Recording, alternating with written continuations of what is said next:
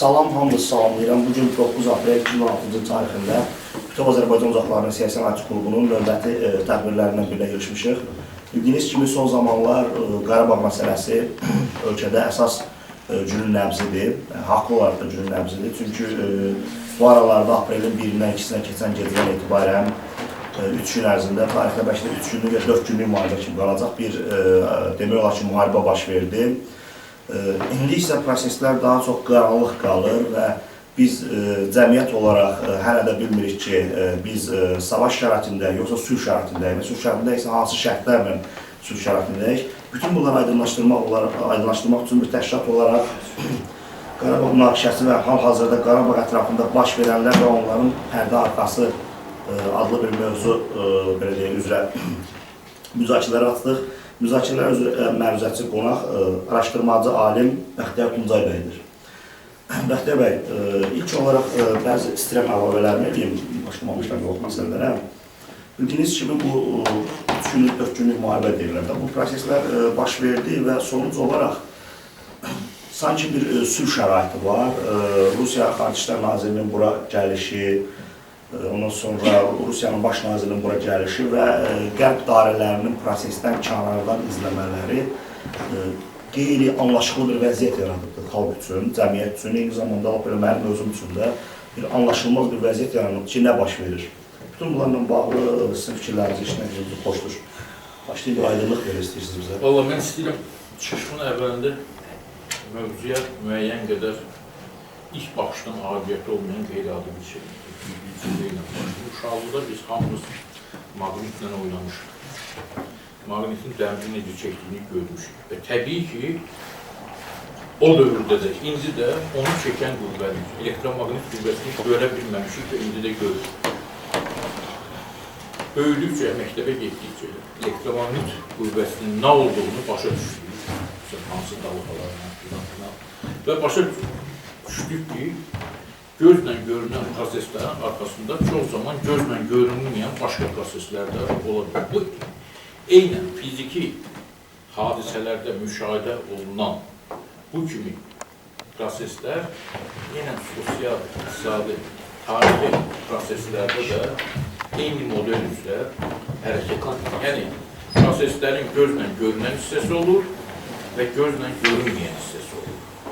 Gözlə görünməyən hissəsi əsasən böyük dövlətlərin və yaxud proseslərə təsir gücünə malik olan dairələrin gizli qapılar arxasında apardıqları söhbətlər və onların özlərinin mənafələrinə əsaslanır ki, bu mənafələr də, yəni geosiyasi mənafələr, onların institutları və xüsusi xidmət orqanları tərəfindən hazırlanır, dövlətlərə təqdim olunur və onlar da gizli saxlanır. Biz, yəni prosesin özünü görürük, prosesin arxasında baş verənləri isə müəyyən qüvvələrin verdikləri müsahibələrdən, bilgə bəyanatlardan ümumi bizdə müəyyən təsəvvür yaranmışdır. Əskər zabitləri, bir dəqiqə Şəhidləri olar mı? Müəyyən sözünü kəsməyək, sonra yəni. Məndən özür istəyərik, amma onu siz eləməliyim artıq. Hər bir halda yəni tələsməyək. Buyurun. 4 gün ərzində biz bütün Azərbaycan türklərini və aslında həm də Türk dünyasının sevindirilən coşqun hadisələri şahid olur. Yəni, proses ölü nöqtədən tərpəndi və tərpənəndə də bizə xoş gələn istiqamətdə hərəkət edir. Yəni, xoş gəlməyən istiqamətdə də hərəkət edə bilərdi. Və nəinki xoş gələn istiqamətdə hərəkət etdi, hətta çox xoş gələn hərəkətli istiqamətdə etdik. Yəni, ordumuzun doğrudan bir güclü olduğunu gördük, xalqımızın mətinliyini gördük, müəyyən ərazilərin alındığını gördük, sevindik filan. Amma bu prosesdə bir məsələ çoxlarının bu euforiya şəraitində diqqətindən qarşıdır. Bu nə idi? Prezidentin 2 dəfə tək tərəfli qaydada atəşkəs elan eləməsi. Biri elə sabahlı günə elan elədi, sonra məlum oldu ki, yox, ermənilər hücumlarını dayandırılır. Mütləq hücuma biz davam eləməliyik. İkinci dəfə yenə də eyni şey baş verdi. Sual olunur. Onu 2 dəfə ordumuzun hücuma keçdiyi anda və hər şey, həm beynəlxalq şərait, həm daxili şərait xeyrimizə olduğu halda nə məcbur elədi ki, bu adam 2 dəfə atəşkəsə getməli oldu. Bu onu göstərir ki, buna güclü təzyiqlər var idi. Kim tərəfindənsə. Kim tərəfindən biz bunu hamımız ehtimal edirik, bu Rusiyadır. Rusiyadır və Rusiya telekanallarından gördüklərimiz, onların rəsmilərinin verdiyi bəyanatlardan filan məlum olur ki, bir mənalı şəkildə Rusiyadır. İndi sual olur. Niyə Rusiyanın gördüyü fəaliyyət Gürcüstandakı və Ukraynadakı kimi olmalı? Bax, diqqət edin. Azərbaycan, Ukrayna, Gürcüstan bu qıvama daxil olan ölkələrdir. Qərbə inteqrasiyaya çalışırlar. Gürcüstana və Ukraynaya olan münasibət Azərbaycana olmalı. Əlbəttə, bunun başqa müxtəlif səbəblər var. Tutaq ki, Gürcüstanda Rusiya, Osetiya girəndə əslində hədəf Abxaziya idi. Niyə görə? Rusiyanın Qaradənizdəki hərbi bu donanmasının bir bazası Abxaziyada yerləşir. O, onu təbii ki, verə bilməzdi. Oraya girməliydi. Ukraynaya girəndə digər hərbi donanması harada yerləşir? Krımda yerləşir. Oranı işğal etməsi də təbiidir. Azərbaycanda isə bunun belə bir ordusu, planı yoxdur. Amma planda gələcəkdə burada belə bir bazasının istinad nöqtəsində olması planı təbii ki var və bunun artıq şartlarını biz görməyə başlayırıq. Rusiyanın Azərbaycandakı səfiri açıq şəkildə dedi və deməsəydi də onsuz da məlum idi ki, biz 5 rayon qaytarılmalıdır. Burada Rus ordusu təhlükəsizlik məqsədi ilə Qarabağın ətrafında təbii ki, Ermənistan-Azərbaycan sərhədində olmalıdır. Baxın, o Madrid prinsiplərində deyilənlərlə günlə Rusiyanın dediyi o qədər bir-birindən fərqlənmir. Orada əvvəlcə 5 rayon azad olunur düşməndən, 2 rayon sonraya saxlanılır, Qarabağa müvəqqəti status verilir. Yəni, Rusiyanın günlər dediyi odur. Amma bir önəmli fərq var. Onda beynəlxalq qüvvələr yerləşdirildi Qarabağın ətrafına və Azərbaycan Ermənistan. İndi isə söhbət yalnız və yalnız Rusiyanın qoşunlarının yerləşdirilməsindən gedir. Yəni, biz indiyə qədər nəyin müəyyən edik? Bu proses gedən şəraitdə Azərbaycana güclü təzyiq olur. Yəni, bu təzyiq Ukrayna və Gürcüstana olan səviyyədə olmayıb. Rusiyanın istədiyi, Lavrovun verdiyi müsahibələrdən də biz gördük, 5 rayonun azad olması. Amma Ermənistan bunu istəmir. Niyə istəmir?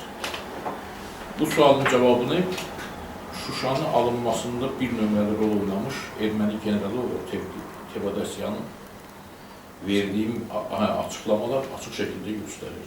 Yəni, bu strateji baxımdan, bu ətraflarında bizim üçün o qədər önəmlidir ki, yəni onları vermək, Qarabağı açıq şəkildə, təbii ki, mən onun dediklərini deyirəm, yəni təhlükə altına qoymaq.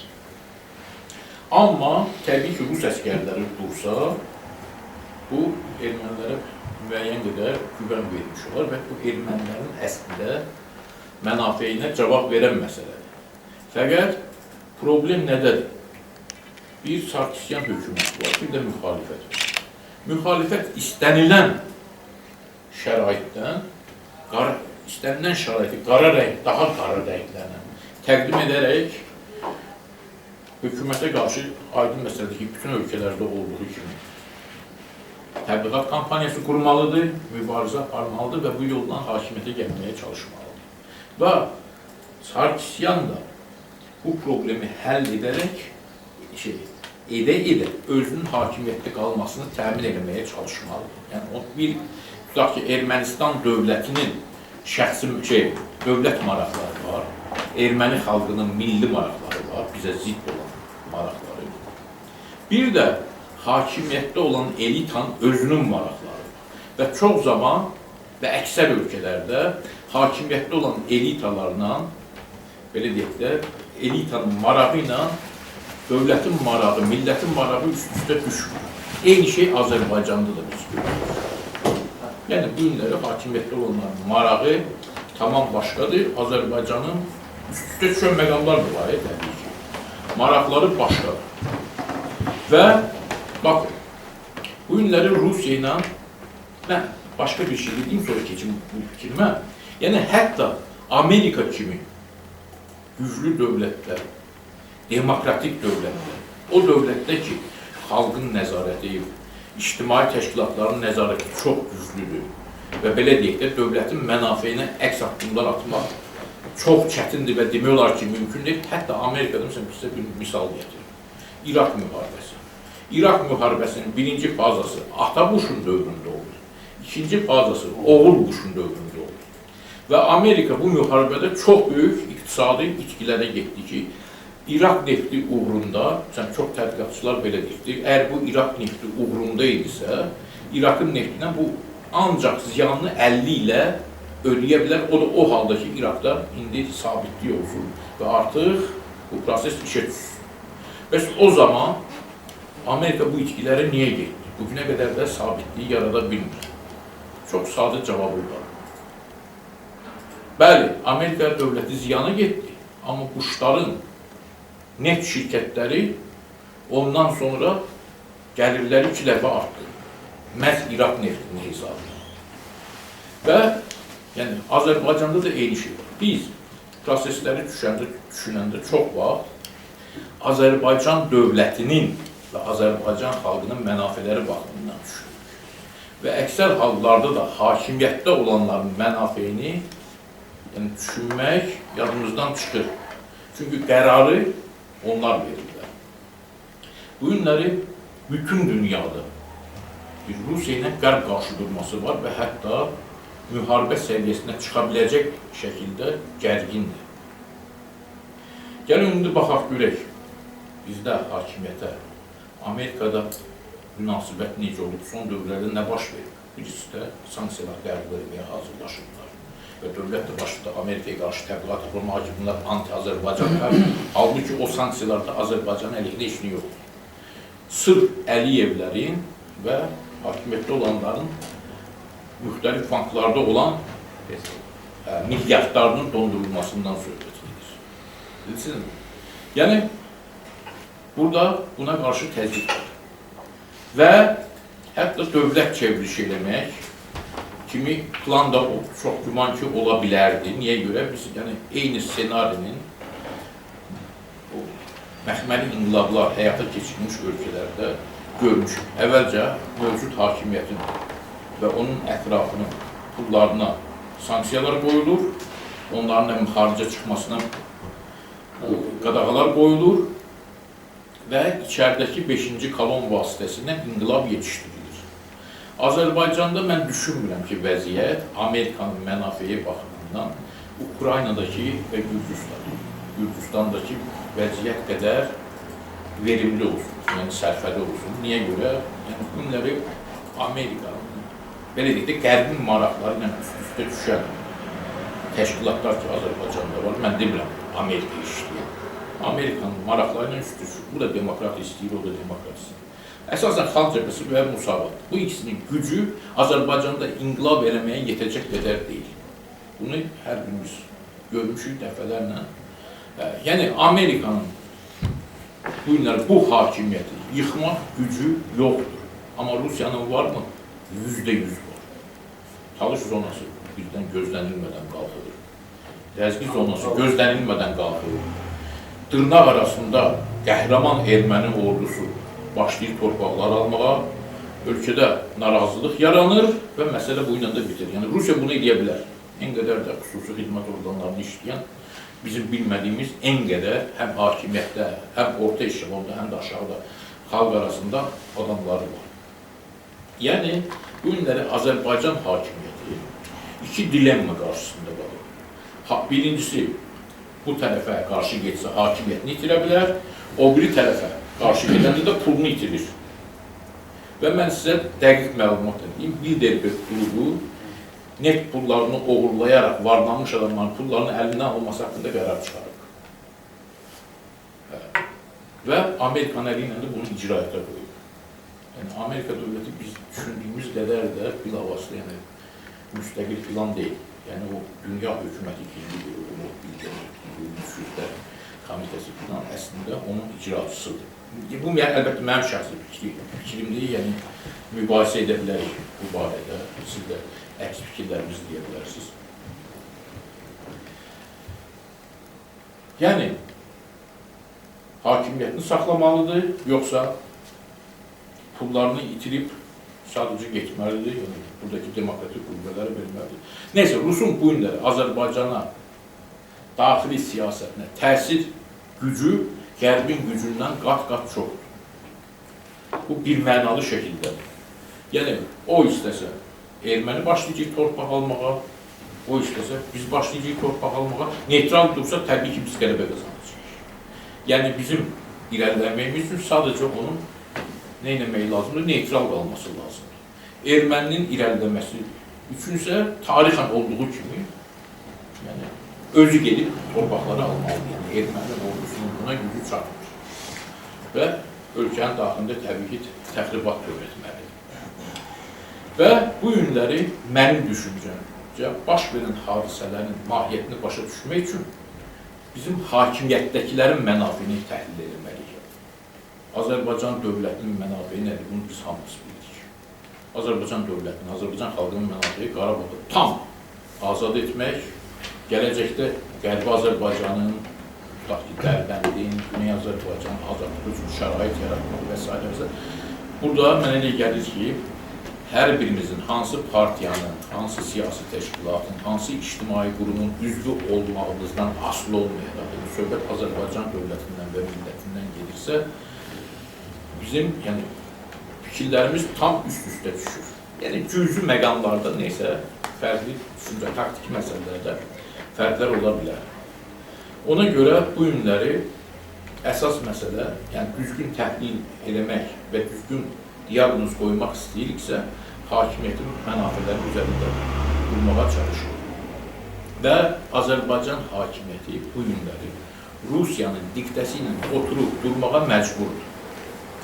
Və bunun məcbur olduğunda bu 2 dəfə atəşkəsin elan olunmasında, taktik olaraq qorxmasında da belə deyək, biz gördük. Və Rusiyada nə istədiyini artıq Lavrovun tutaq ki, müsahibələri ilə, Medvedevin müsahibə və bəyanatları ilə, Rusiyanın Azərbaycandakı və Ermənistandakı səfirlərinin bəyanatları ilə dilə gətirib. Məqsəd bu 5 rayonu qaytarmaq və Rus ordusunu Azərbaycana yeritməkdir. Nə adı ilə? Sülh yaratma missiyası ki, Qarabağı Dağlıq Qarabağ ətrafına yerləşdirmək. Oradakı erməni, yox, eyni zamanda həm də Azərbaycanla Ermənistan arasında. Təmas xətti. Sərhəddə. Hə, yəni sərhəd bərp olmalı. Bu bir məqsədi. İkinci məqsədi Azərbaycanı Avrasiya İttifaqına və gələcəkdə də Gömrük İttifaqına, Təhlükəsizlik Şurasına məcbur etməkdir. Yəni bu iş mərhələ-mərhələ nəzərdə tutulub, təbii ki, birdən-birə mümkün deyil. Və birdən-birə nə baş verdi olur? Yəni, Rusların bu planını biz, məsələn, indi tutaq ki, başa düşməyə başlayırıq. Amma, tutaq ki, İlham Əliyev və Serj Sarkisyan bunu bəlkə də 1 il əvvəldən, 2 il əvvəldən bilirdik. Çünki bağlı qapılar arxasında olan söhbətləri onlar bilirdi, biz bilmirdik. Və Sarkisyan da eynən İlham Əliyev kimi öz hakimiyyətini düşünür. Yəni, əgər bu torpaqlar veriləcəksə, mütləq orada Ermənistanda inqilaba bənzər bir hadisə baş verəcək. Və oranda müxalifəti hələ bunu gözləyir, məqam gözləyir ki, bunu deyilsin. Və Rusiya üçün də bunun heç bir təhlükəsi yoxdur. Niyə görə? Azərbaycandan fərqli olaraq Ermənistanda nə qədər siyasi qüvvə varsa, istəyir müxalifət. Hamısı Rusiya tərəfindən marionetkadır. Yəni, Rusiyanın çəkdiyi iplərlə olur. Rusiya fərq eləmir. Bugün Sarkisyanı götürüb Şah Nazaryanı gətirəcəyik və yaxud filan kəsi gətirəcəyik. Onun üçün qətiyyən yoxdur. Ona görə həm İlham Əliyevə, həm də Sarkisyan'a maksimum təzyiq qüvvəsi var. Və senarilər odur ki, o dediyim senari, yəni Rusiyanın senarisi 5 ay qaytarılır, Dağlıq Qarabağa müvəqqəti status verilir və Rus ordusu bura yerləşdirilir. Amma o 5 gün məsələsində nə olur? Mənə elə gəlir ki, Sarkisyan həmlə edib neysə bir üstünlük qazanmaq istədi ki, özünün gələcəkdə olacaq müxalifətlə problemlərində üstünlük qazanmış olsun. Yəni bir xalq qəhrəmanına çevrilsin. Amma bu onda alınmadı. Azərbaycan getdi və müvəqqəti olaraq İlham dırnaq arasında xalq qəhrəmanına çevrildi. Və maraqlısı da budur ki, yəni Rusiyada tutaq ki, bilir ki, bu günləri Qərb bunu götürmək istəyir.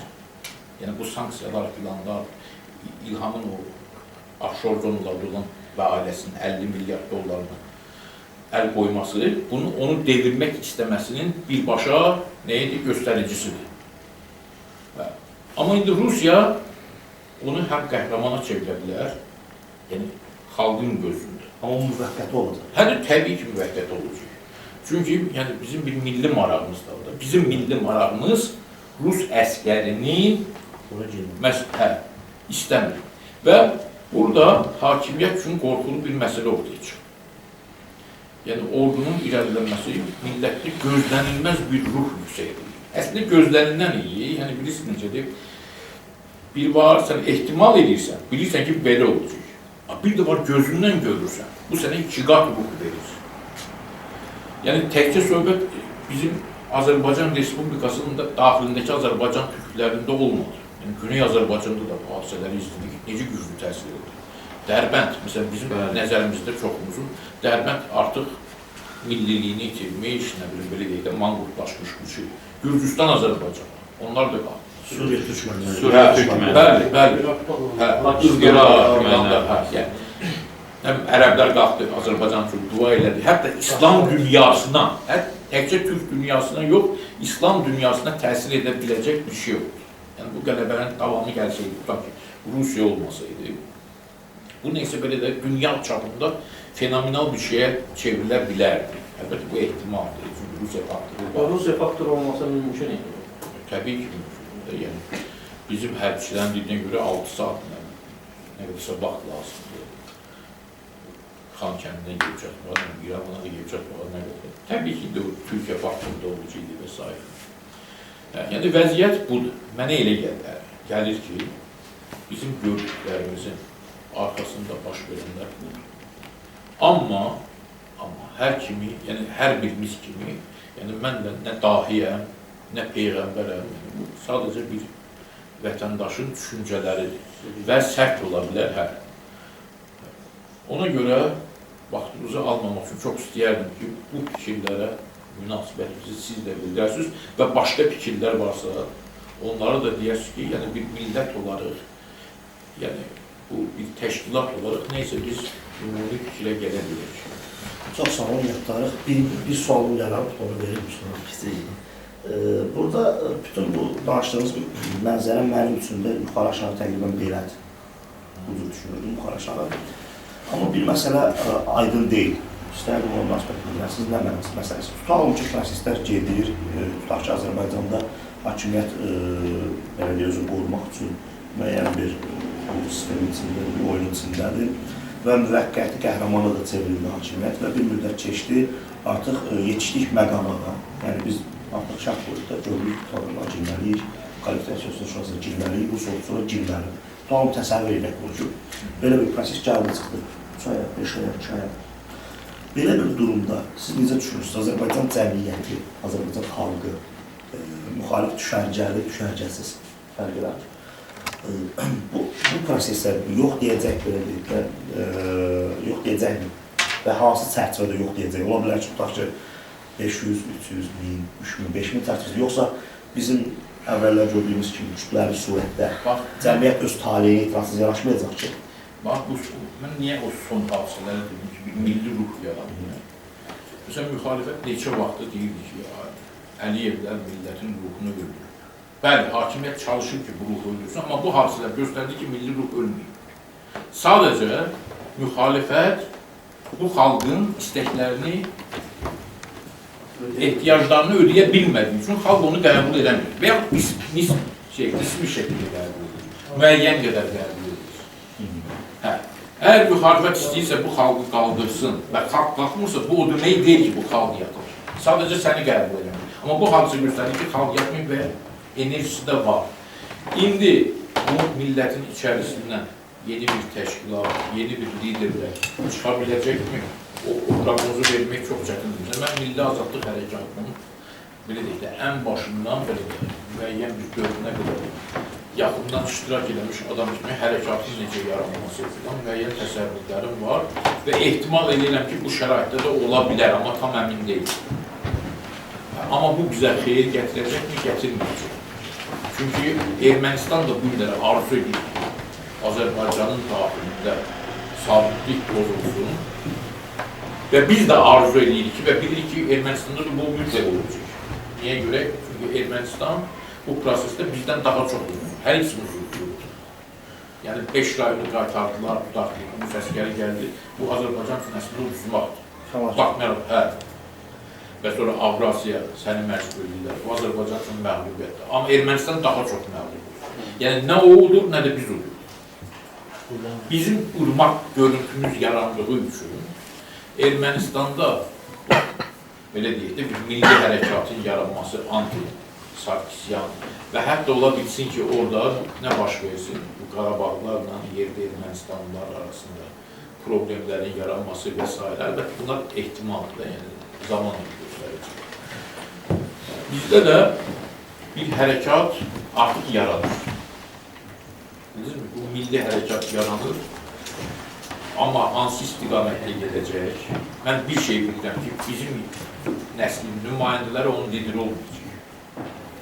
Biz ancaq ən yaxşı halda belə də keçmiş təcrübələrimiz barədə məsləhətlər verə bilərik. Bunların liderləri, yəni Məhəmməd Xatəmisi də, Neymət Pənahlısı da, Elçi Beyi də, Pənahlı da, Obrisi də bunların içindən çıxacaq.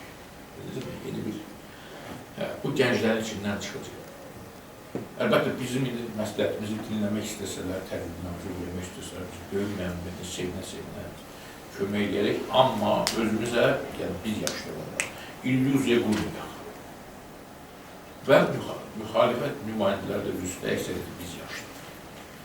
Və əgər düşünürlərsə, bu dalğanın başında nəyəsə hakimiyyətə gələ bilərlər, bu illüziyadır. Özünü aldatmaqdan başqa bir şey deyil. Uzun müddətdən bəri o söhbət müzakirələrə gedən 3-cü qüvvə yetişmək. Amma bəzi təşkilatlar var da, məsələn, Nida kimi, Real kimi, bunlar da nə isə hansısa rol oynaya bilərlər, yəni təşkilat var. Amma mənim daha çox ümidim Milliyyətçi Gənclər Təşkilatının niyə görə? Çünki istənilən hərəkatın ilk dövrü romantik dövrü olur. Bildinizmi? Urra deyənlərin dövrü olur. Yəni, maşın yandıranların, heykəli dağıdanların, filanların və bu millətçi, bu Gənclər Təşkilatının bugünkü ruhuna tam uyğundur. Yəni, böyükləri, yəni qocaları güllələmək lazımdır, onlar bir zamanı olurlar. İlk mərhələdə onlar neysə, sonra kim bilir, onu bilmək olmaz. Və bir də gördüm ki, məsələn, Çənlibel Təşkilatı var idi. Çənlibelə uyğun olaraq akademiyada, universitetdə, yurt yarandı və Milli Azadlıq Hərəkatı başlayanda ən azı müvəqqəti olaraq Çənlibel bunun başına keçdi və sonra Xalq Cəbhəsində yarananda ki, bu Çənlibel tipində təşkilatlar bütün, onlar oldular Xalq Cəbhəsinin hamısı özəkləri. Əsas özəkləri onlar oldular. Yəni, əgər bu analogiyadan baxsın, yəni BAO da neysə müəyyən bir rol oynaya bilər və BAO-nun bir üstünlüyü var da, bizim təşkilatda bu nəsillərin bir yerdə çalışması və belə deyək də, ənənələrin ötürülməsi daha nurlu şəkildədir. Və haradasa belə də mən rəhbərəm, nə bilim, mən dedim belə oldu, o da yoxdur da, yəni tam demokratik. Nisbətən, mənə elə gəlir ki, başqalarına nisbətən daha demokratikdir. Yəni, bir hərəkat olsa, mütləq kimlərsə və hansısa təşkilatlarsa bu dalğanın başında müəyyən bir mövqelərə gəlib çıxa bilər. Mənə elə gəlir ki, bütün siyasi təşkilatlar da bu barədə düşünür. Amma biz siyasi təşkilat deyilik, biz ictimai təşkilatı. Daha çox maarifçi bir hərəkatıq. Amma hər şey ola bilər. Və biz öz təşkilatımızda da deyirik ki, ən azından biz buna hazır olmalıyıq və ən azından hətta hakimiyyət haqqında fikrimiz olmasa da ki, əksəriyyətimizdə yoxdur, Azərbaycanın gələcəkdə Suriya çevrilməməsi üçün fəaliyyət göstərməyə biz hazır olmalıyıq. Çox sağ olun. Kimin sualı var? Azərbaycanın konkret Sən sual vermək yoxlamışım. Çünki dərin suallar. Buyurun. Yox, çaşdı onu buyurun. İki qarışdı. bu qarışmadır. Qədim dövrünə bağlı sual verirəm, qədim dövrünə bağlı. Məsələn, qədim dövrü. Mən sual verirəm. Buyurun. Yox, vermirəm. Elə olmaz. Sual verirəm, yenə başqa şeydir. Yox, nədən qorxursunuz ki, sual veririk. Yaxşı. Olmaz. Sən də Faik bəy, iradəmi qoy altına sualımı ver. Heç nədən çəkinmədən. Sualımı ver, davay. Zaten çəkinmir. Sualımı ver. Buyurun bəy. Verin, sualımı verir. Yaxşı sonra verir. Sonra verərsiniz. Səmiyyətdən doğan bir söz idi. Sualınızı verin. Xalq tələb edir, Faik. Növbəti suala keçək. Düz istəyirəm. Faik bəy sualı verir. Xahiş edirəm. Növbəti suala keçək. Faik bəy sonra. Ben niye qorxuram? Çünki biləm ki, cavab vermək çox çətindir. Yox, mənim sualım elə çətin deyildir. Sadəcə və konkret idi ki, Onda zəhmət. Hər qorxulu sual deyil də. Azərbaycanın hərbi uğurları konkret nədən ibarətdir?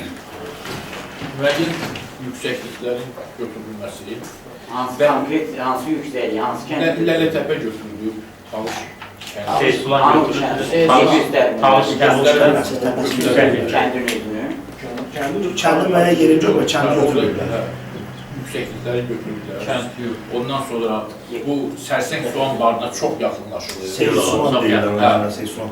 Və artıq Cəbrailə də demək olar ki, Mən elə gəlir ki, bu konkret deyil. Mən dedim konkret olaraq nədir?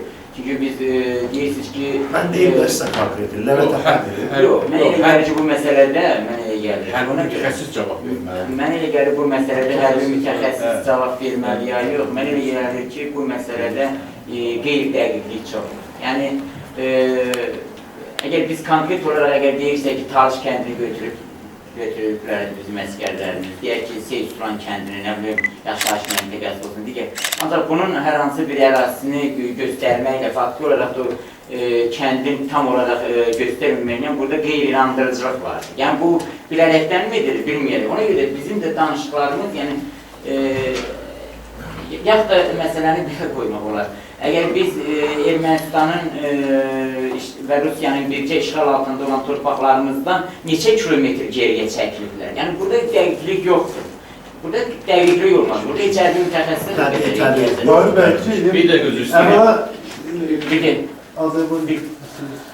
Yəni, mən gördüyüm və izlədiyim qədər telekanallardan və saytlardan izlədiyim qədər bu məsələni biz şişirdirik. Və hətta xüsusilə də yüksək... Yox, Faik müəllim biz şirdir. Bir də gözü üstüne qədim müəllim. Dəqiqə, davam elətdirində Faik bəy, davam elətdirin. Amma Faik bəy sözünü düzgünlük çox.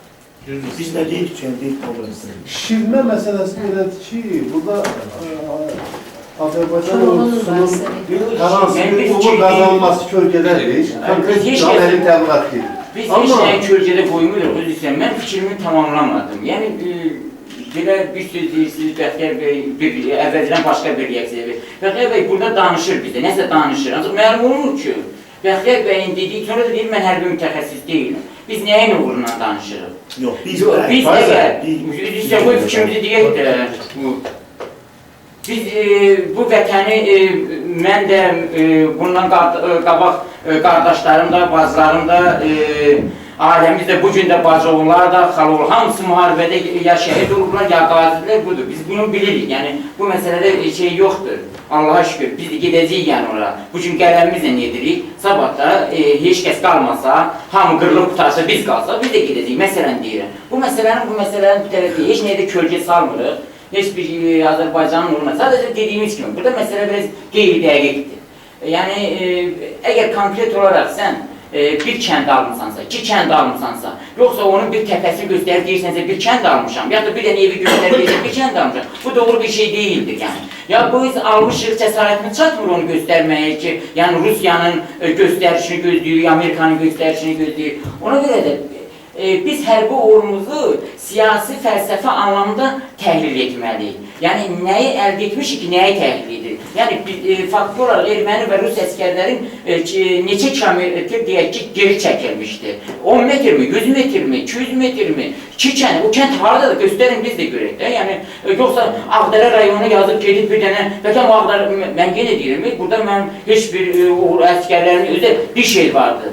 Bizim əgər əskərlərimiz şəhid olublarsa, əgər onlar qazi olublarsa, biz nə etmişik ki, onların qaziliyini və şəhidliyi hansı torpaqlar üzərində olub? Yəni, bu məsələnin, mənə elə gəlir ki, biz bundan da dolayı, əlbəttə burada ciddi bir şey var. Ancaq bizim uğurlarımızın nə dərəcədə bizim bu barədə dəqiq təsəvvürümüz yoxdur. Bunu bilərəkdən edirlər, bilməyərəkdən edirlər, o məsələnin başqa tərəfidir. Yəni, mən bunu demək istəyirdim ki, bu məsələdə təsəvvürünüz necədir? Yəni, mən bunu sadəcə soruşmaq istəyirəm. Yoxsa, dediyimiz kimi, məsələnin başqa türdə izah edirsiniz. Bəli, mən bunu demək istəyirəm ki, niyə görə bu məsələdə dəqiq Azərbaycan tərəfi, Azərbaycan hökuməti dəqiq mövqe ortaya qoymur? Olar bəli. Ona görə ki, Azərbaycanda rejim rəhbərləri Azərbaycanda bu dəqiqə heç biri müstəqil siyasət yürüdə bilmirlər. Hansısa bir dövlətin təpkisi altındadırlar. Yəni ki, Azərbaycan öz başına heç nə eləyə bilmir. Rusiya deyir, atır. Bəlkə deyir, dayanır. Əgər sən kiminsə qarşısında, hansısa bir dövlətin qarşısında öhdəlik götürürsənsə, bu o deməkdir ki, sən 9 milyonluq bir xalqı qurban vermirsən sadəcə şəxsi maraqlara. Xalq niyə susur? Bax, əsas sual odur. Xalq niyə susur axı? Niyə bu qədər təhqir olunur, susur? Üzrə, yəni demək istəyirəm ki, bizim şəhidlərimizin, qazilərimizin hesabına qaytarılmış torpağı niyə bizə təqdim etmirsiniz? Niyə ayrı-ayrı təqdim edirsiniz? Onların ruhuna da təqdirdir. Mən bunu demək istəyirəm. AXC-nin hakimiyyətə gəldiyi dövrdə Azərbaycan ordusu uğurları var. Və bunu biz televiziyada göstərirdik, düz deyil. Və bundan bizim əleyhimizə istifadə edir. Mən indi hakimiyyətin bu Qarabağla bağlı apardığı oyunları don geyindirmək istəmir. Doğrudan da burada bir oyun var. Bizim 60-dan yuxarı hələ 70-ə bən olan itkinlərimiz də var. Bəlkə də rəqəmlər var. 6 nəfər mülki şəxslər oldu. Bu qədər itkinin qarşısında əldə etdiyimiz nədir, bizə bəllidir. Amma bir şey deyim, doğrudan da hətta düşmən tərəfinin də etiraf etdiyi bir şey, həqiqət ortadadır ki, Azərbaycan ordusu əvvəlki ordu deyil. O, əldə olunan torpaqların göstərilməsi, bəlkə də bugün göstərilməməsi, bəlkə bugün düzgün adlanır. Bunu izah edə bilərim. Yox, səbəbin yenidir. 92-ci ildə, yəni xatırlayırsınız da, bizim televiziyalar gedirdik. Yox. Bu ciddi səbəb ola bilir. Yox, doğrudan bunun azı nəticələri nətər olurdu? Yerləri bəlli olurdu, ya televiziyaların koordinatlar məlum olurdu, ondan sonra düşmən tərəf bundan istifadə edir. Məhfilik baxımından. Məhfilik baxımından. Əgər savaş bitməyibsə hələ... Bu baxımdan, doğrudan da, biz o boyda şəhidlərlə əldə etdiyimiz bəlkə də siz doğrudan da inanırsınız ki, bunlar doğru gizlədirlər bəzi şeyləri, torpaq anasaqlar. Mən bir şey deyim, Bu rejim torpaq anasaqlar. müharibəni işlərsiyəm, sən də bu Ağdərə tərəfdə Oyun hissələr.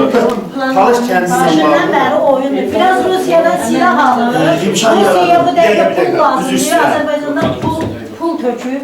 İmkan yaradır, növbəli surətdə subyektiv fikirlərdən söhbət gedir burada. Yəni, növbəli surətdə imkan yaradın, hər bir şəxs öz fikri əsasında. Doğrudan da bu Talış kəndi ilə bağlı, bugün bu kəndin, yenə deyim, mən şəxsən şahid oldum, orada müharibədə iştirak eləmişəm, orada yaralanmışam. o yerin nə qədər strateji əhəmiyyət daşıdığını təsəvvür etsəniz, həm ermənilər üçün, həm bizim üçün. Bir yandan da Rusiya düz ki, bu prosesdə birbaşa rol oynuyor. Ki, Qarabağ düyünün daim qalması, Qafqazı onun üçün sərf edir. Talış kəndi Qarabağ üçün açardır. Dağlıq Qarabağın ən axırıcı Kənd yox, təpə. söhbət yüksəkdən gedir. Orada 1356 yüksəkliyi var. O yerə bilirdi ki, ta ki Azərbaycanın bir neçə rayonun təhlükəsizliyi üçün ən böyük qarar Naftalandır, Tərtərdir. Bu tərəfdən görən boydur. Kəndləri ilə bir yerdə. Hətta mərkəzləri ilə. Söhbət 100 minlərlə insanın təhlükəsizliyinə gedir. Digər tərəfdən, həm də üstdən aşağı, deyək ki, bizim əks istiqamətli hücumumuz üçün ən strateji yerdir. Oranın alınması bu gün doğrudan da mənim üçün müəmmalıdır. Çünki hər halda ermənilərin hazırladığı reportajlar göstərir ki, kənddə insanlar yaşayıb köçür.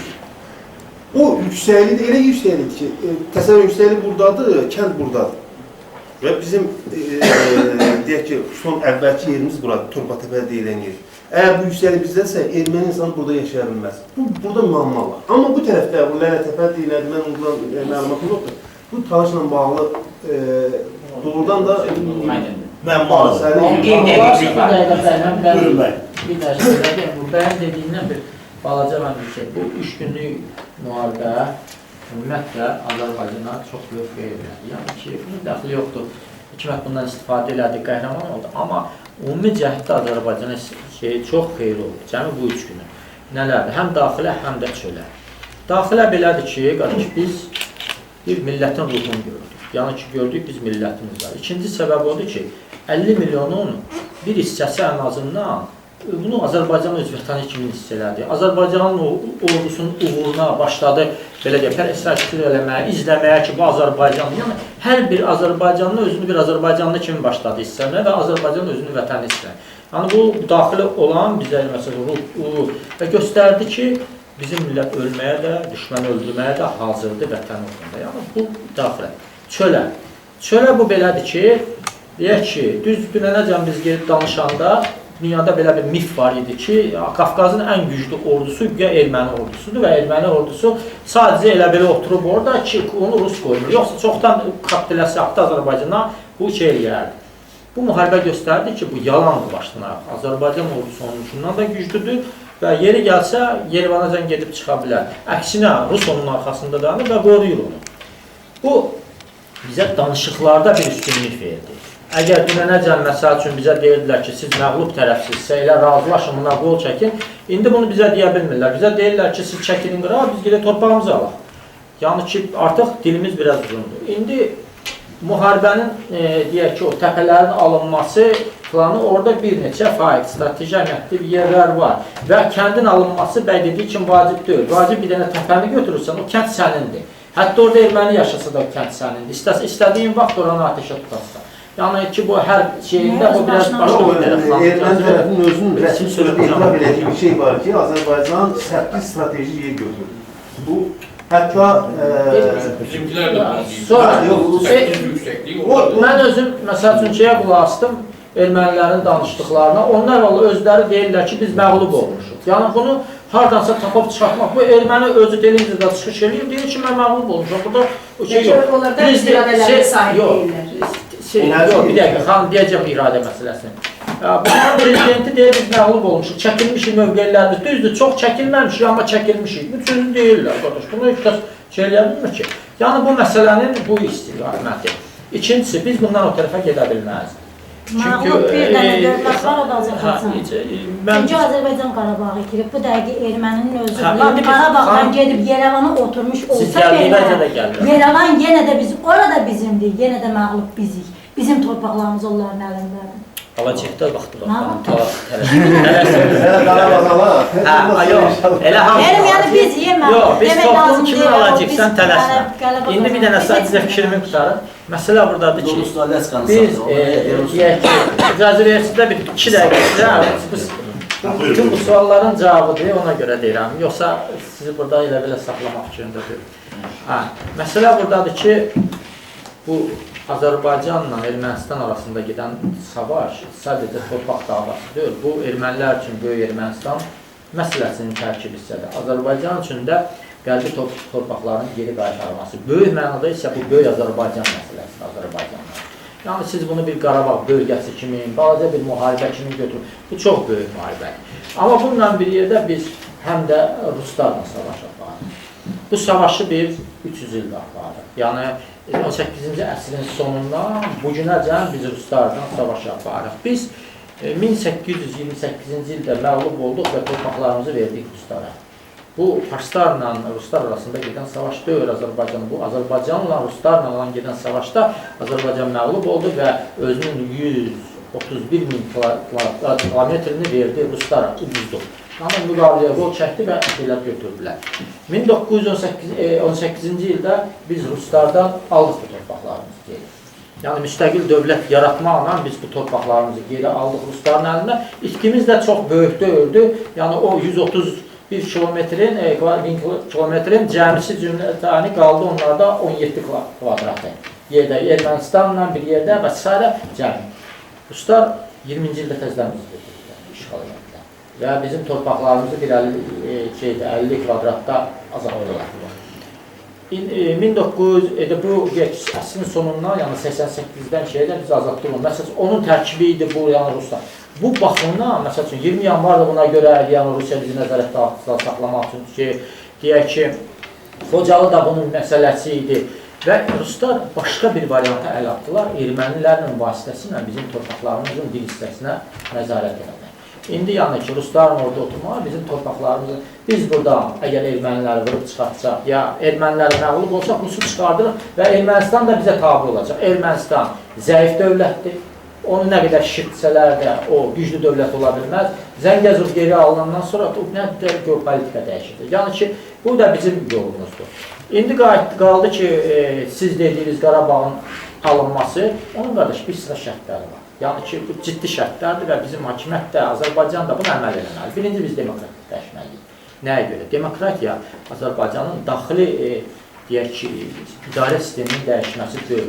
Demokratiya post-sovet məkanından çıxıb, Batının geopolitik məkanına daxil olmaq. Yəni biz Sovetlər geopolitik məkanından çıxırıq və daxil oluruq, deyək ki, Batının. İtinalından çıxır, biz itinalından. İcazə ver, Fahid, sən, bu geopolitika başqa şeydir. Sən indi kimin ağzından çıxırsan, neymişsən, o başqa şeydir. Amma siyasətin öz qanunu var. Məsəl üçün, deyək ki, Birinci Dünya Savaşında hamı sual verir ki, Osmanlı niyə getdi Almaniya ilə birləşdi? Antalya ilə birləşdi.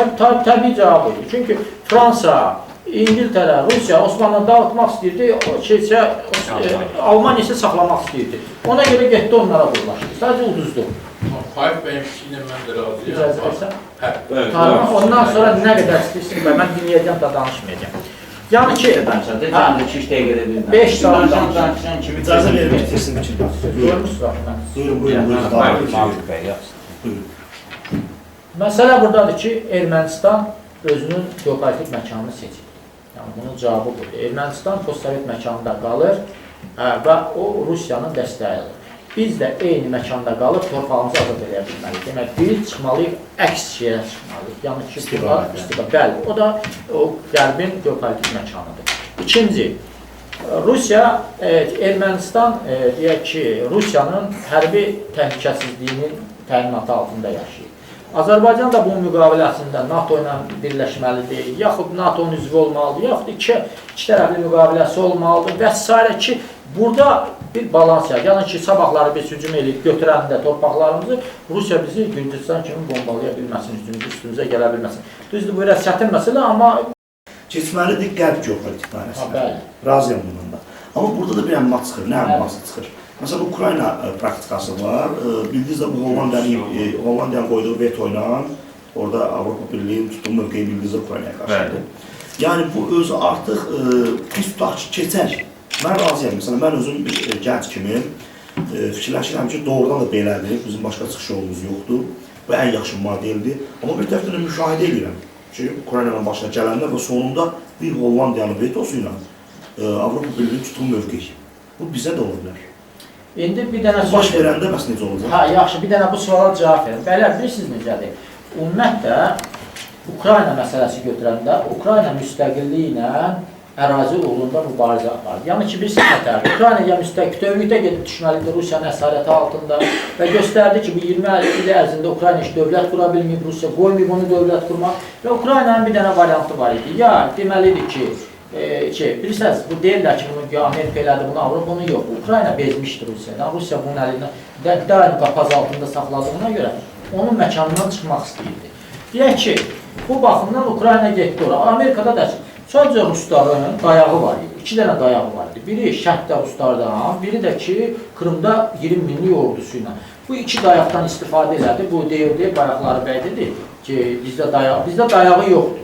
Bizdə, məsəl üçün, 20 yanvar göstərdi ki, Rusların heç bir dayağı yoxdur. Yəni, gəldilər, qırdılar, milyonlarla aralarına çıxdılar, başqa çıxdılar onun əleyhinə. Yəni ki, Ruslarla müharib, sadəcə insanlarımız vuruşmağa hazır oldu. Amma məsəl üçün, deyək ki, Ukraynada bunun dayağı var idi, gəldi, oturdu, tutdu oranı. Şeydə də onun adından, Krımda da 20 minlik ordusu var idi, gəldi, oyunu... Yox, onu bildirəm. Avropa Birliyi başa çıxdı. İndi Azərbaycan şeyindən təcrübəsi. Məmməd Əmin Rəsulzadə qərbə arxanılaraq dövlət yarattı. O, Rusiya arxanılaraq dövlət yaratmadı. Təbii. Yəni ki, məsəl üçün... Osmanlıya arxada yaratdı. Yox, dəyərlər qərbdə. İndi bunlar. Tam qərb dəyərləri də deyil, yanlışdır. Elçibəyin müstəqilliyi bərpa eləmək üçün çalışdığı qərbə dayandı və müstəqilliyi bərpa elədi. İndi qaldı ki, Osman, məsələn, Türkiyə, mən elə bir dənə də misal gətirəcəm ona, Ruslar burada qışqırırlar, ayıqılan. Türkiyə, məsəl üçün, qərblə savaş apardığına görə Sovet Rusiyasından barışdı və müstəqilliyini qorudu, saxladı. Yəni, bilirsiniz nətər, bu səsə belədir ki, burada geopolitik məkanların toqquşmasıdır dünya. Məsəl üçün, Amerika baxır, deyir ki, Amerika bizə niyə kömək edir? Amerika axı bizə Qarabağ kimi məsələsi kimi baxmır. O, Asiyada güc balansına kimi baxır. Başa düşürsünüz, onun üçün o Qarabağ balaca məsələ, o belə balaca məsələ deyil Azərbaycan. O baxır, məsəl üçün, Qarabağ erməndə olsa nə güc vədə verəcək, Azərbaycan götürsə hansı gücə malik olacaq. Ya bu, Qarabağda deyək ki, Asiyada hansı nisbətə dəyişdirəcək. Yəni ki, bunlar ölçürlər. Yox, mənim sizin dəqiqləşdirmək Azərbaycan Avropa Birliyinin Ukraynaya qarşı atdığı addımı... Nə Ukraynaya qarşı atdığı? Yəni, onun o şey var idi, Hollandiyadakı referendumda Hollanda bir dövlətdir, bir dənə referendum qoya bilər, başqası başqa... Başa düşür, yəni bir güc onun mövqeyi ilə Ukrayna bu qədər qurban veribdir, bu qədər itki veribdir, sənin yolunu seçir. İcazə bir dəqiqə, Ukrayna öz azadlığı uğrunda mübarizə aparır. Onun nə daxili var ya, Avropa Birliyində ona qəbul elədilər ya yox. Söhbət ondan getmir. Mənim sözümün mahiyyəti var və əgər sən öz azadlığın uğrunda mübarizə aparırsansa, sənin azadlığın isə bu tərəfdədirsə, mən bayaqları dedim, 300 ildir Rusiya buranı öz nəzarəti altında saxlamaq. Bu baxımdan bizim torpaqları parçalayıb götürür. İndi biz gedib onun təzyiqdən, məsəl üçün, mən adi bir misal gətirib. Kommunistlər dedilər ki, qərb siyasəti səhvdir, biz gedirik Rusiya, Rus dost oluyor. Əvəzi nə oldu? 20.000 kvadratımızı aldılar, verdilər Erməniyə. Dərbəndi Ruslar götürdülər özlərinə 21-ci ildə. Deyək ki, Borçalını verdilər Gürcülərə. Yəni ki, siz dediyiniz bu məsələlərə mən başa düşürəm ki, Ukrayna deyir, qardaş, mən müstəqil olmaq istəyirəm. Bu müstəqilliklə öz müstəqillik bilirsiniz, şəhid verilməlidir. Müstəqillik üçün qan tökür. Müstəqillik ağacı qanla sular. Əgər bir millət ölməyi və vətən uğrunda düşmənlərini öldürməyi bacarmasa, o heç vaxt millət olar. O məğlub olub getməlidir. Sözüm bu qədər. Buyurun. Məsələnin qoyuluşu nə ölməklə bağlıdır, nə də hamımızın qırılıb vətən öldürəndən sonra bu torpaqların başqalarının gəlib burada yaşamasıyla bağlıdır. Bu Qarabağ savaşları bir daha göstərir ki, biz bu savaşın niyə başladığı haqqında tam təsəvvürümüz olmadığı kimi, niyə belə bitməsi haqqında da tam təsəvvürümüz olmadığına görə bunu ya həddindən artıq şişirdirik, ya həddindən artıq kiçildirik və heç birisi də bizim işimizə xeyir deyildir.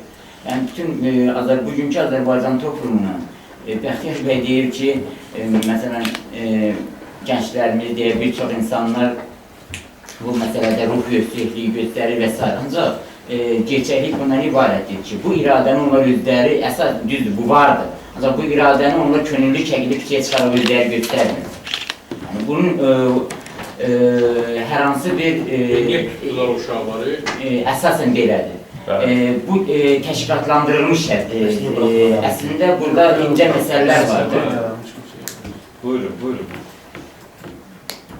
əslində hələlik bəli, mən də razılaşıram ki, bu bir neçə günlük savaş bizim kimin iradəsindən asılı olmayaraq, hansı səbəblərə görə, hansı oyunlara görə, hakimiyyət maraqlarına görə, nə olur olsun, bu savaşların baş verməsi bizim üçün müsbət bir başlanğıçdır.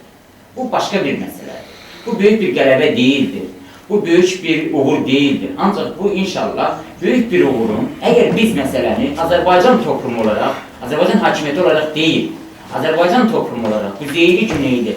Biz bunu, iradəmizi, ruhumuzu doğru görə yönəlsək, şirtmələrə yol vermədən, kiçiltmələrə yol vermədən, soyuqqanlı olaraq, başqaları belə oynadı, bunun arxasında mason dayanır, Rus dayanır və s. düşüncələri də, əlbəttə, bunlar da ola bilər. Ancaq bütövlükdə özümüz müəyyən mənada bir toplum olaraq, kütlə olaraq, müəyyən bir şuuri istiqamətdə, ağıllı olaraq atmasaq, şübhəsiz ki, bu yenə də sürəcəkdir. Yəni, qeyri-müəyyən boş, yəni, başlayan bir savaşın qeyri-müəyyənliyi, qısa sürən və bitən bir savaşın qeyri-müəyyənliyi və bundan sonra da qeyri-müəyyən bir zaman kəsiyində davam edəcəkdir. Və toplum olaraq bizim nə qazanacaq, bu da özü də necə qalacaqsa, bu da özü qeyri-müəyyən qalacaqdır. Ona görə də bizim məqsədimiz budur ki, məsələnin ancaq məsələnin mən belə görürəm hər halda, əgər Azərbaycan toplumu, xüsusilə də Şimali Azərbaycan toplumu, çünki biz bunu Cənubi Azərbaycandan o qədər də gözləməməliyik. Əgər Şimali Azərbaycan toplumu, əgər doğrudan bir, o dediyimiz ruh, əgər doğrudan da bir doğru istiqamətə yönələcəksə, 90-cı illərin başlarında olduğu kimi sanki doğru istiqamətə yönəlmişdir, sonradan da hamısı paramparça olacaqsa, heç bir şey əldə etməyəcək. Ona görə də bugün biz 3-4 günlük savaşı bir toplum olaraq dəyərləndirməyi və toplumun şuurunu doğru bir istiqamətə yönəltmək göstərməyik. Burada Rusiyanın, Amerikanın deyərək bunu ya Amerikanın uğuru, ya Rusiyanın şeyləri, toplumun, yaxud da bunu deyək ki, böyük bir uğur əldə edərək və gələcəkdə qazanacaq uğurları heç indirmək anlamında heç nə əldə etməyəcək. Ona görə burada önəmli olan məsələ mənə gəlir ki, digər məsələlər əlbəttə Rusiyanı da dəyərləndirək, Amerikanın da maraqları var dəyərləndirək. Ancaq əsas önəmli olan məsələ mənə elə gəlir ki, bizim toplum olaraq bu məsələlərdə doğrudan da qeyri-müəyyənliyin davam etməsidir. Bizim dediyimiz kimi, hətta hərbi uğurlarımızın ifadə olunduğu kimi, onun özünün də konkretlikdən daha çox uzaq olması və bəzən də bunun bir çox, haqlı olaraq da bir çox şeylərə yol açması, yəni istər sosial şəbəkələrdə, istər cəmiyyətin müxtəlif təbəqələr arasında qeyri-müəyyənliyə, sanki biz qeyri-müəyyənlik üzərindən böyük bir uğurun əldə edilməsində yanlış sayıram. Hesab edirəm ki, bizim əsas aydınlaşdıracağımız tərəf məhz məsələnin doğru yönəldilməsidir. Uğurlarımızın nədən ibarət olmasının və bunun gələcəkdə toplum olaraq toparlanaraq nəyi edə biləcəyimizin iradəsi olmalıdır. Əgər biz uğur qazanmışıqsa, deyir ki, Natiq bəy deyir ki, biz müəyyən bir uğur qazandıq, bunu dayanmarıq, sonradan görək nə edərək. Mənə elə gəlir ki, uğurun, qazanılmış uğurun dayandırılması prosesinin özü çox yanlışdır. Uğur davam etməlidir. Təzyiq bizi tərəfdən davam etməlidir. Əgər bizim iradəmizdirsə, bu bizim iradəmiz davamlı olaraq getməlidir. Yəni, atəşkəsi əgər dayandırmaq düşüncəsindən biz uğur qazanacaqsa, sanki bir də atəşkəs olacaqdır və biz də yəni ən böyük bədbəxtçiyimiz toplum olaraq, ən böyük bədbəxtçiyimiz, ən böyük faciəmiz deməli Ermənistan və Rusiya, yəni bir yerdə bizə atəşkəsi pozmalıdırlar ki, biz uğurlarımızın davamını gözləyək.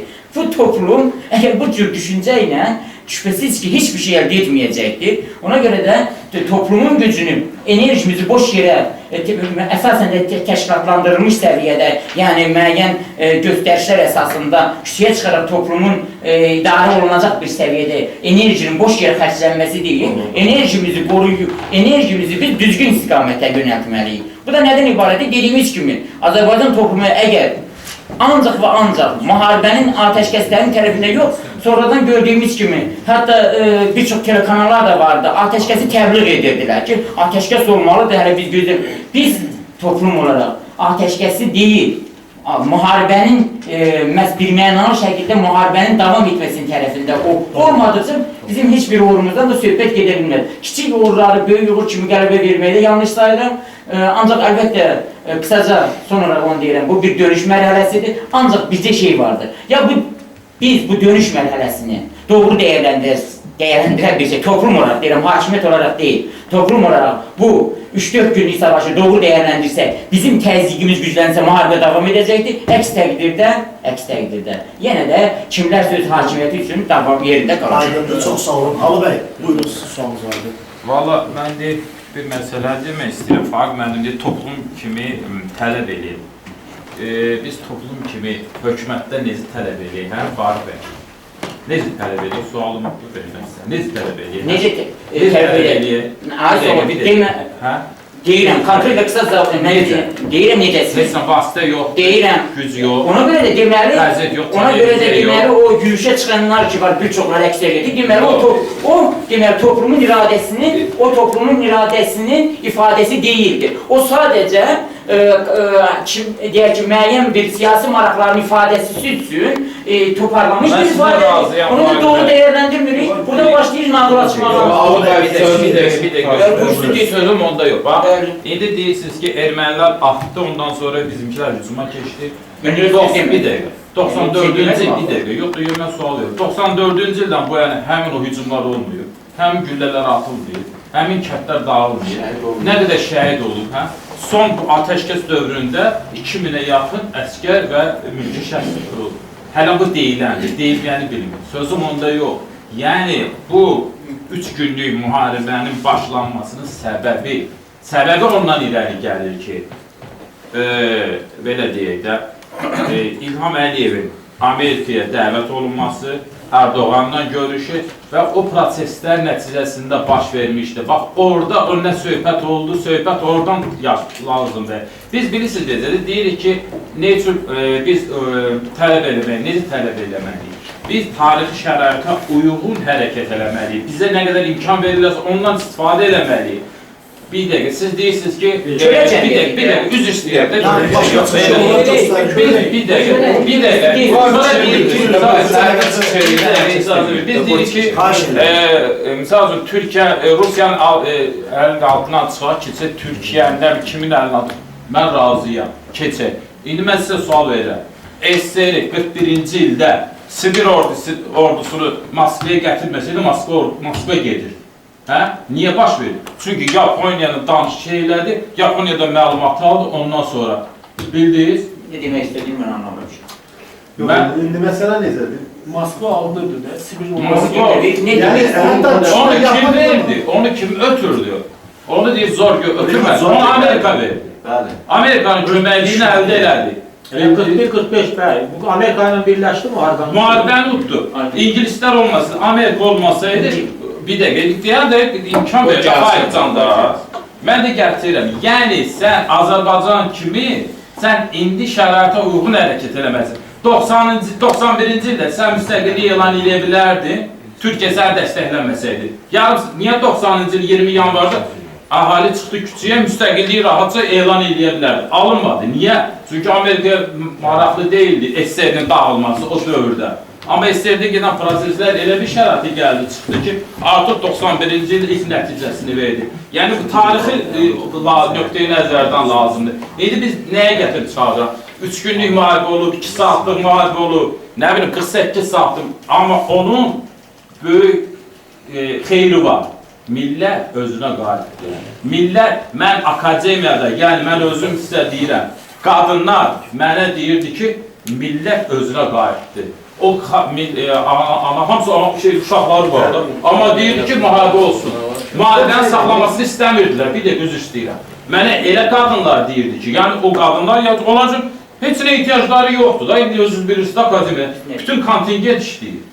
Mən onun təsirini deyirəm. Siz deyirsiniz ki, o müharibə... O susamışdır, 23 ildir susmuşdur. Mən fikrimi tərif etməyim. Mən elə demədim, bu dedim doğru yola gəlirəm. Sadəcə bir qılıcım oldu ki, biraz oyandılar. Yox, oyanmıyım. Ağlı başda oyandı. İndi isə həmin onun biz istifadə edib lazım. İndi sonra bir şey gətirim. İndi deyirsiniz ki, niyə elan olunmur ki, filan ərazilər tutulur? Onu deyə bilməz. Çünki sabah o ərazilərinin yeri çəkildi, nə deyəcək? 48 saatdır, 72 saatdır, indi bir həftədən sonra elan olacaq, o möhkəmlənməlidir. Bəlkə ordu yığır, Beyləqanda misal üçün ordu qalmır. Hansı atıblar qabağa? Bir dəqiqə. Tovuzu yuxarı qaldırdı. Ay sağ ol. Tovuza bu dəqiqə Beyləqanda o arxada olan Bu senaridir. Bu senaridir. Hər şeydən mənfi var və Qısaca deyil, mən qısaca deyil. Bu senaridir. Siz mənim fikirlərimi görünür ya doğru dürüst axıra qədər şey eləmişsiniz. Mən dedim ki, bu uğurdur. Ancaq dedim, bu uğuru nə etmək lazımdır? Doğru dəyərləndirmək lazımdır. Bu uğurun dedim, davamı gəlməsindən çox şey asılıdır. Bu uğuru doğru dəyərləndirsək, davamı gələcəkdir. Doğru dəyərləndirməsək, biz bunun... Sadece öyleydi. Ben de deyirəm ki, biz xalq olaraq oyunları pozmalıyıq. Yani boykot eləməkdir. Aydındır. Neyse. Yox, burada bir amma bircə dəqiqə mən bir söz deyim.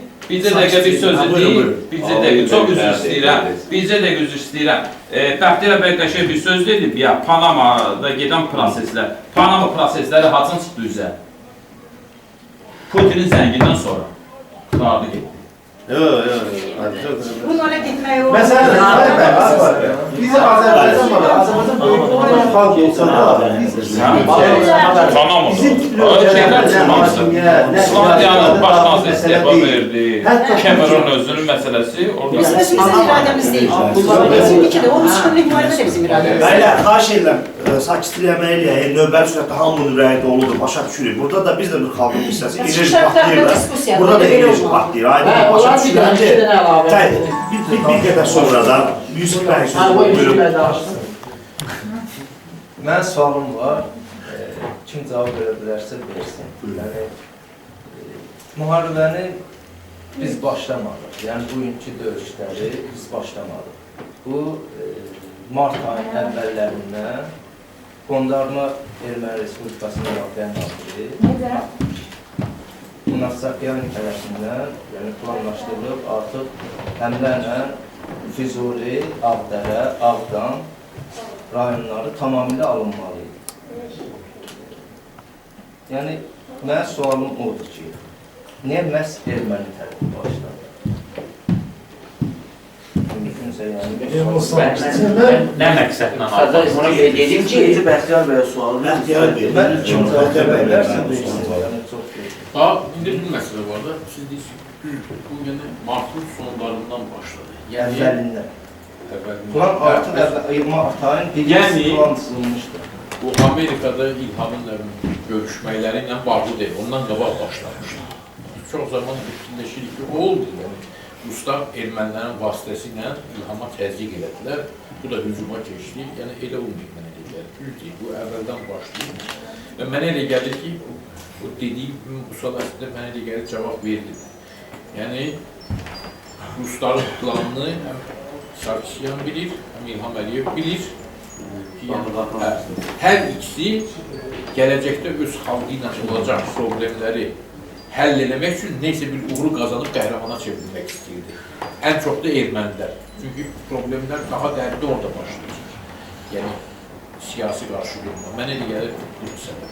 Səbəb başqa səbəb. İcazə olsaydı, yəni o 3-4 gündən baş verib, yəni olsa mən... Buyurun. Amma vaxt mən. Qısa olacaq. Deməli, dediyim kimi, mart ayının əvvəllərindən bir ikisi ərəfəsində plan cızılır, yəni bu Füzuli, Ağdərə, bir də Ağdam rayonları almaq məqsədinə. Yəni səbəbini mən bilmirəm, ona görə mən sualı verdim. müəyyən hissələrini verirsiniz də, bizdə olan hissələrini. Yəni tam olaraq, həmin rayonlar... Füzuli'nin, Ağdamın, bizdə olan hissələri, Ağdərə heç bizdə yoxdur. Füzuli, Ağdam, Tərtər. Bir şey aydınlaşdıraq, Ağdər adlı rayon yoxdur. Yoxdur. O hissələrə Qəsəbə var. qərarı ilə o hissələrə bölünübdür. Tərtər Kəlbəcər rayonları arasında bir qəsəbə var. Hə. Yəni, səbəbini bilmirəm, amma yəni mən baş verənləri deyəcəm. Mart ayın artıq 1-2-sindən etibarən, mart ayın 20-sinə qədər Ermənistan ərazisində nə qədər demək olar ki, əsas hərbi qüvvə varsa, texnika varsa, hamısı Qarabağ bölgəsinə yerləşdirilir. Artıq tam yerləşdiriləndən sonra 20-si ərəfəsində müəyyən bir hissə, kiçik bir hissə Tovuz tərəfə yerləşdirilir. Tovuz Qazax zonasına yerləşdirilir. Məqsəd də olur ki, orada ayın 25-26-sında artıq Tovuz Qazax bölgəsində güclü atışmalar gedir, iri çaplı silahlardan istifadə olunur ki, Azərbaycan ordusunun Qarabağ bölgəsində olan ordunun diqqətin həmin zonaya çəkmək və oradakı daimi dislokasiyada olan qoşunların həmin hissəyə çıxarılması, yəni Tovuz Qazax bölgəsi. Beləliklə də yəni əsas hədəfi zəiflətmək.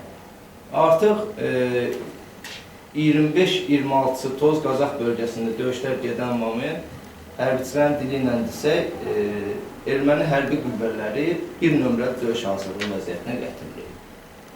29-30 ərəfəsində erməni silahlı qüvvələri ilə Azərbaycan silahlı qüvvələri arasında olan qorunma təpələri, süni təpələr, traktorlar və ekskavator vasitəsində dağıdılır, 4-5 metrlik cığırlar açılır. Bu artıq hücum deməkdir. Bu məsələ ayın 20-sindən artıq Azərbaycan kəşfiyyatına məlum idi və döyüş hazırlığında görürdü, izləyirdi, tam olaraq deyək ki. Ayın 30-u gecə, 31-nə keçən gecə erməni silahlı qüvvələri atəşə başladı Qarabağ bölgəsində. Atəşə başlayanda Azərbaycan silahlı qüvvələri gecənə öz hərbi texnikasını, yəni həmin döyüş bölgəsində yerləşdirilmiş hərbi texnikasını, müşahidə nöqtələrini, atəş nöqtələrinin yerini dəyişdirir gizli şəkildə. Bu tam gizli şəkildə baş verdiyi üçün artıq birinə keçən gecə ki, erməni tərəfindən müşahidə olunmuş nöqtələr, yəni əvvəlki nöqtələr hamısı vuruldu. Hamısı vuruldu, amma Azərbaycan ordusu demək olar ki, ziyan görmədi, zərbə görmədi. Heç bir itki vermədi demək olar. Yalnız mülki əhalidən zədələnən olmuşdu və ölən olmuşdu. Birindən ikisinə, yoxsa 31-dən birinə? 31-dən birinə. Hələ bir gün, bir gözü. Artıq deməli 31-dən birinə keçən gecə səhərə qədər, saat 8-ə qədər bütün artilleriyadan istifadə edərək bizim köhnə döyüş mövqelərimiz vuruldu. Və daha sonra düşmən tankları birindən ikisinə keçən gecə hücuma başladı. Hücuma, demək olar ki, geniş miqyaslı hücuma başladı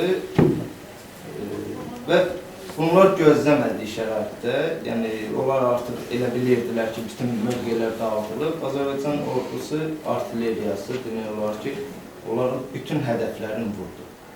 Əsas hədəfləri vurdu. Və əsas bu gözlənmə zərbədən, yəni onlar özünü itirdi, təbii ki, və bizim ordu aviasiyası hücuma keçdi. Bizim artilleriyadan sonra. Bu aviasiya hücuma keçdi, aviasiyadan sonra artıq tanklar ağır texnika yeridi və 3 nöqtə götürdülər. Lalə İlahi Təpə, əsl adı. Əsl adını gedirəm. Lalə İlahi Təpə, sonra Seysulan, bir də Talış. O, Seysulan məntəqədir, Talış da yüksəkliyi. Kəndi tam götürdü, yüksəkliyi götürdü. Və bundan sonra artıq ikisindən 4-ünə qədər olan məsafədə, yəni birinci dəfə ki, atəşkəs dayandırıldı, biz tərəfdən onlar bir tərəfli, onda artıq biz götürmüşdük onları. İkinci, artıq atəş başlayanda ikisindən 4-ünə qədər olan müddətdə isə həmin məntəqələrin qorunması gedirdi. Bu qorunma da nə idi? Yəni artıq erməni nəzarətdə olan erməni kəndlərinə artıq artilleriyalar olunurdu ki, erməni atəşi saxlasın. Yəni, bu Çox sağ olun. İzman bəy, buyursunuz. Yəni, mənim fikrim odur ki, bütün Azərbaycanda, bu günlərin, bu Qarabağda, son hadisələri, bu Orta Doğuda, beynəlxalq güclərin maraqları çərçivənin içərisində baxır. Onun kənarda baxanda həmişə düzgün olmuyor, nəticələrə çıxır. Rusiyada konkret Putin hakimiyyəti var.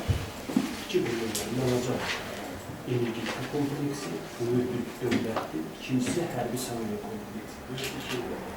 İki bölüm. Neftin qiyməti aşağı düşəndə Rusiyanın gəlir, əvvəlcə yanacaq energetika kompleksindən gəlir. Neftin qiyməti aşağı düşəndə Rusiya müharibəyə başlayır. Müharibə ucaqları yaradır, həmin yerlərə öz silahını salır. Yəni ona görə.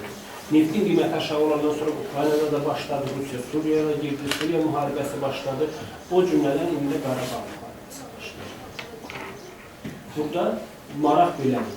Yəni, məsələ kiminsə xeyrinə həll olunması məsələsi deyil. Məsələ belədir ki, burada uzun müddətli müharibə ocağına keçirilsin və silah satılsın hər şey. Çox. Bundan irəli gələn bir şeydir. Heç vaxt Rusiyada, istər Qərbdə heç biri bu problemin həllinə, nə onların xeyrinə, nə bizim xeyrimizə həllinə yönəlik bir heç nə eləməyib. Eləməyəcək. Bax, məsələ bu şeylə yanaşmaq lazım. Qaldı, Rusiyanın, məsələn, başqa bir tərəfi. Rusiya getdikcə zəifləyir. Yəni, yerdə bax, belə. Sonra Rusiya getdikcə zəifləyir.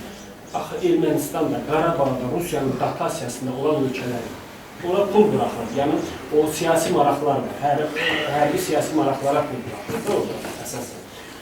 Ancaq bu iqtisadi müstəvidən baxanda məsələ tamamilə başqa cür. Gəlin baxaq. Azərbaycanla Rusiyanın hərbi sənaye kompleksində yanacaq energetika kompleksində Rusiyanın konkret şey var da, razılaşması var, anlaşması var. Bu anlaşma nədən ibarətdir? Azərbaycan vasitəsilə Rusiya neftinin bir hissəsini satır. Rusiyanın neftinin bir hissəsini Azərbaycan vasitəsilə. Kəmər məsələsi var, Bakı Sursa, Rusiyanın payı var, Bakı məbarəsi və s. Bunlar işləyir, öz qaydasında işləyir bunlar. Digər tərəfdən hərbi sənaye kompleksində, baxın, fikir verin, bütün Orta Doğuya gedən silahlar, Orta Doğuya gedən hamısı Bakıdan gelir. Məsələn, İndoneziyanın Müdafiə Naziri İlham Əliyevlə görüşdü. Nə gəzir?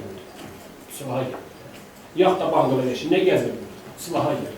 Yəni, istər-istəməz, məsələn, bir hadisəni, bir şey, vaxtı ilə bu şeyin vaxtında Səfər Əliyev olanda Səfər Əliyev belədir.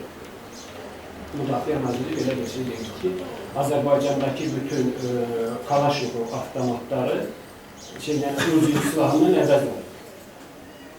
4-5 il bundan qabaq olan söhbət. Var idi. Var idi belə bir şey.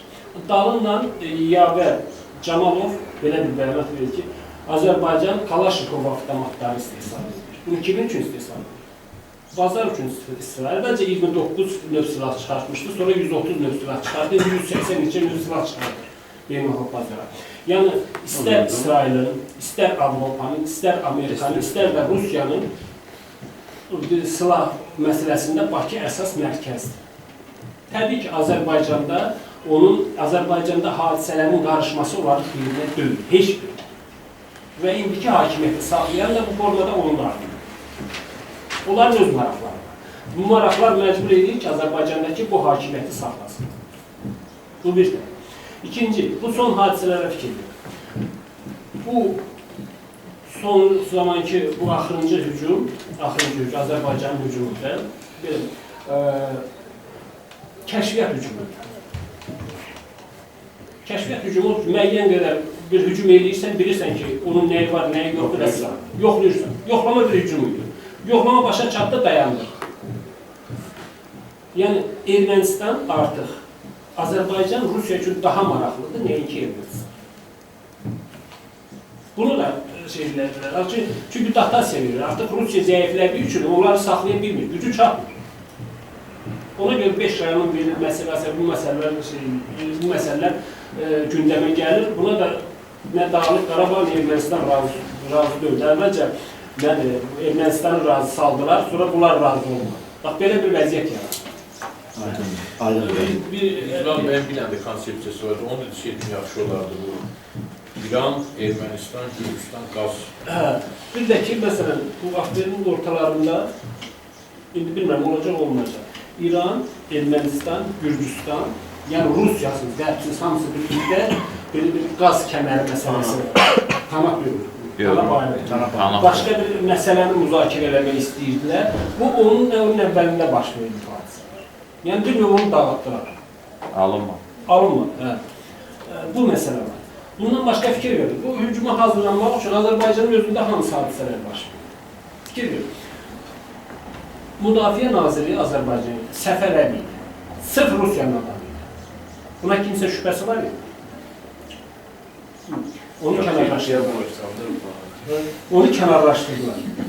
Kənarlaşdırdılar. Daha milli adam gətirdiler. Nisbətən, hə? Nisbətən. Ona Daha milli adam gəlir. İkincisi, əgər bu hücum başlayarsa, Qarabağ müharibəsi başlayarsa, Azərbaycanın daxilində mane ola biləcək qüvvələr hansı? Müxalifət yoxdur. Bir mənada. O mane ola bilməyəcək. Özdə müxalifət ağıllıdır, o şeylərə getməyəcək. Olmayan şey necə ağıllı? Nə qalan varsa, çağırırlar, Arif Hacı nəyə görə çağırmışdılar ki? Məsələn, bu məsələlərdə də Nardaran məsələsi. Mane ola biləcək İran idi. İrandakı bu Nardaran əsas mərkəzi idi. Yəni orada əsas, o ideoloji əsas orada, baza oradadır. Bu dağılmalıydı. Əgər dağılmasa, o məsələ indi qalxsa, daha pis olar Azərbaycan. Onu da həll edərlər. Onu da həll edərlər. Əvvəlcə bunların hamısı həll olundu, ondan sonra bu başladı. Bu məsələ başladı. Qaldı ki, digər bir məsələni də deyim. Yok değil, derim ya vaxt məhdud. Yok değil. Yenə deyirəm, Rusiyada bax fikir verin, bu hadisələrin hamısına istər Amerika, istər Avropası, dünyanın heç bir ölkəsi Ermənistanı müdafiə eləmir. Bu soru. Nə Qarabağ, nə Ermənistanı müdafiə eləmir. Həm hakimiyyət səviyyəsində. Rusiyadan müəyyən qüvvələr eləmək istədi, bu erməni qüvvələri əlində olan vasitə istifadə eləmək istədi, onları da sustururlar. Xarici İşlər Naziri açıq şəkildə bəyanat verdi ki, yəni onların bu çıxışlarına əhəmiyyət verir. Ancaq Ukrayna üçün, Gürcüstan üçün bu olunmur. Yəni Rusiyanın marağı, Rusiyanın İranın münasibətlərində müəyyən qarşıdurma yaranır, yəni bunu parçalaya bildilər və Amerika bunu parçaladı. İndiki mərhələdə, məsələn, Rusiyanın marağında olan Azərbaycan daha çox maraqlı nəinki Ermənistan. İndi sual verə bilərəm də hamıza. Ermənistan Rusiya üçün niyə maraqlı olmalı? Siyasi, strateji məsələlərdə Rusiyanın gücü yoxdur. Yəni ondan imtina edilməli. Kesin cavab verərəm. Qaldı, iqtisadi məsələdə daha çox maraq. Necə İlham Əliyev və digərləri burada iqtisadi maraq, dövlət marağından üstündür, eləcə də Rusiyada deyil. Bu sual var. Natiq bəy də cavab versin, Bəxtiyar bəy də ki, nəyə görə Rusiya Ermənistanı müdafiə eləməlidir, o niyə maraqlıdır ona? Yaxşı sual edir. Türkiye, NATO'nun yüzde olan Türkiye karşı onun bazası oradadır. Strateji bakımından Rusya için çok büyük önem var. Cənubi Qafqazın ürəyi Ermənistan'da istəyir. Qarabağ saxlamaq. Azerbaycan için strateji önemli məntəqəndə əldə saxlamaq üçün Qarabağı saxlamağa məcbur. O qalacaq hər şey. Təzyiq vasitəsilə. Natiq bəy sizin. Zəfər Bakov düzgün cavab verdi. Yəni Qarabağda hardadır ermənilər, hardan gəldi çıxdılar? Yəni ki, bu tarixdə yazırlar ki, güya bunlar nə bilim orada yaşayıblar, amma orada Qarabağ olmayıb. Ümumiyyətlə, belə deyək, Ruslar buranı 1828-ci ildə əldə edəndən sonra iki məntəqəyə başlayıblar adam yerləşdirməyə. Biri, əsas hansı üç? Naxçıvan. Naxçıvanda nə qədər erməni yerləşdirmək. Əsas yerləşdirdikləri yer ki, İrəvan xanlığı idi və Qarabağ idi. Nə üçün? İrəvan xanlığı onun üçün lazım idi ki, bunlar elə bir Türkiyənin bir hissəsini götürüb, Aralıq dənizində özlərinə liman düzəltmək istəyirlər. Bu quru yolla da oranı eləmək. O birisi tərəfdən də istəyirdilər ki, boğazları götürsünlər ki, gəmiləri açıq şəkildə ora gedib qayıda bilsin. Qarabağ lazım idi ki, Şimali Azərbaycana, Xəzərəcən olan bütün ərazilərə rahat nəzarət eləsinlər və mərkəzi Azərbaycanı nəzarət altında saxlayır. 19-cu əsrin əvvəllərinə qədər Qarabağda, Naxçıvanda, deyək ki, 1750-ci ilə qədər, 1700-cü ilə qədər bilmirəm də, yəni deyirəm. Ermənilər deyirsə yaşamır da bu ərazilərdə. Ermənilər yaşayıb, haylar yaşayıb. Harada yaşayıb ermənilər? Bilmirəm, yəni mən bir Ben bilmirəm ermənilər. Ermənilər Bilirsən yaşayıb. harada yaşayıb ermənilər? Erməni olmayıb bu ərazilərdə. İxtiyar bəyə sualı verin, qəşəng də cavab verin. Qarabağ xanlıqdan bəli. Araz bəy, sözünüz var, buradan gəlin, danışın. Aras bəy, zəhmət olmasa gəl 4-cü mikrofona. Mən bilmirəm, siz hardan çıxarsınız? Həmən bir tərəfdən daha ayrılsın, ikildə Yox. Yox, valla mən bildiyimə görə, ustaların öz yazdıqlarına görə. O sualı cavab vermək istəyirəm. Barış edirəm. Olmadı ki. Burada İslamı qəbul edeməyib. Yəni, monofizit Yox, indi aylardan yaşayırdı, bax sual oldu. Monofizit Hristiyan olan Albanlar hələ qalırdılar və çox az deyildilər. Və məhzəb baxımından onlar da özlərini erməni deyildilər, türkçe danışsalar da, bilirsiniz mi? Kənardan da onlar ermənidir. Bax, bir dənə sizə konkret misal gedir. Ərəb mənbələrini oxuyursan, nə deyir? Deyir, Babəki erməni Səhl İbn Səluda tutdu, verdi ərəblər. Alban tarixini oxuyursan, deyir, Alban hökümdarı, daha doğrusu müəyyən bir şeyin hökümdarı Səhl İbn Sumbaq, Alban götürdü, verdi, özü də belə deyilir, tarixi yazan Alban olduğu üçün Səhl İbn Sumbaq'a da nə edir? Pərəstiş göstərir, o qan içən Babəki tutdu, yəni bunlar yaşayırlar və bunlar ermənilərlə eyni məzhəbdəyirlər. Albanlar türk olsalar da onlar üçün bu türklük şuuru bir o qədər önəm daşımırdı, məzhəb şuuru önəm daşımırdı. Ona görə də asanlıqla erməniləşdilər yəni. Bu bir. İkincisi, məzhəb nöqteyi nəzərdən ermənilər bizə nə qədər haylar nifrət edirlərsə, Albanlar da o qədər nifrət edirlər. Və üstəlik də bir qədimdən gəlmə bir Oğuz Qıpçaq rəqabət məsələsi var. Məsələn, Dədə Qorqudda biz görürlər, Oğuz deyil, Məlik, nə bilim, Qıpçaq, Məlik, Bilan, Qaşqan, yəni o dövrdən gəlirdi, başqa bir şey də var idi. Qıpçaqlar Oğuzlardan fərqli olaraq əsasən Azərbaycan ərazisində oturaq və şəhər əhalisi idi. Onlar daha çox tələkəmə idilər, bilirsiniz mi? Bu landşaflardan gələn ziddiyyət də var idi bunların arasında. Oğuzlarda daha çox, niyə görəsə dağların başında özləri qalınları olurdu, Oğuz bəylər. Bunlar əsasən şəhərlərdə yaşayırdı və şəhərlərimizin də əksəriyyətinin adıdır. Qıpçaq tayfalarının adıdır, mən sizə misal getirim. Başlayaq, Rizvan bəy qabaqda oturur, Tovuz, Qıpçaq tayfasının adıdır. Qazaq, Qıpçaq tayfasının adıdır. Gəncəl, Gəncək, Qıpçaq tayfasının adıdır. Şamaxı, Kimaki yolu qədim adı, Kimak, Qıpçaq tayfasının adıdır. Təbriz, əski adı Tavrejli, qədim Qıpçaq tayfasının adıdır. Bilirsiniz mi? Əgər bütün şəhərlərimizə Qıpçaq tayfalarının adı verilmişsə, Oğuz tayfalarının adı verilmişsə, bu o deməkdir ki, həmin o şəhərləri yaradan və orada yaşayan, sonradan Oğuzlaşmış Qıpçaq türkləridir. Və dilçi alimlərimiz də, Azərbaycan türkçəsini biz deyirik, Oğuz deyirik. Oğuz Qıpçaq qrupu adlandırılır. Niyə görə? Çünki bir qalın Qıpçaq plastında var. Məsələn, tutaq ki, əslində təmiz Oğuz dilində 200-dür. Amma biz Qıpçaqlar kimi payızdır. Təmiz Oğuz türkçəsində eyidir. Biz Qıpçaqlar kimi yaxşıdır. Bildiniz mi? Və bu kimi faktlar çoxdur. Xüsusilə Gəncə Qazaq zonasında isə Qıpçaq elementləri daha ağırdır. Gedəşən, gəlişən, gedib, gəlib, bu Qıpçaqlarda Qavaqlara var. Neysə, bu qədər. Mən haylardan sual verirəm. Bu ermənilərdən haylar var idi ya yox. Qardaşım, yox, mən sual verirəm. Yox, sizə demirəm, yəni sakitliyə, əməlliyə, yəni bunu da bir daha azı bir mən valla bir dəfə eşidirəm ki, orada haylar. Burada hamı yetişir. Mən haylardan danışıram, mən orada başqa dünyada danışmıram. Alban mənşəli, erməniləşmiş qruplar. Yox, onlar əslində sonradan ekləşdilər, öz dilində danışırdılar onlar, yəni Türkçe danışırdılar, Qıpçaq türkçəsində. Daha doğrusu hatta Azərbaycan türkçəsində girmişlər. Bax, ən gözəl örneği Sayaq Novazıdır.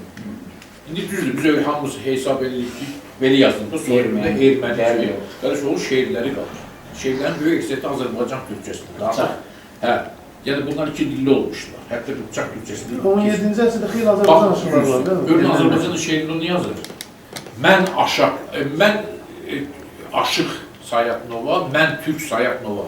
Bu milliyyətini belə ifadə edir. Niyə görə? Çünki Albandır.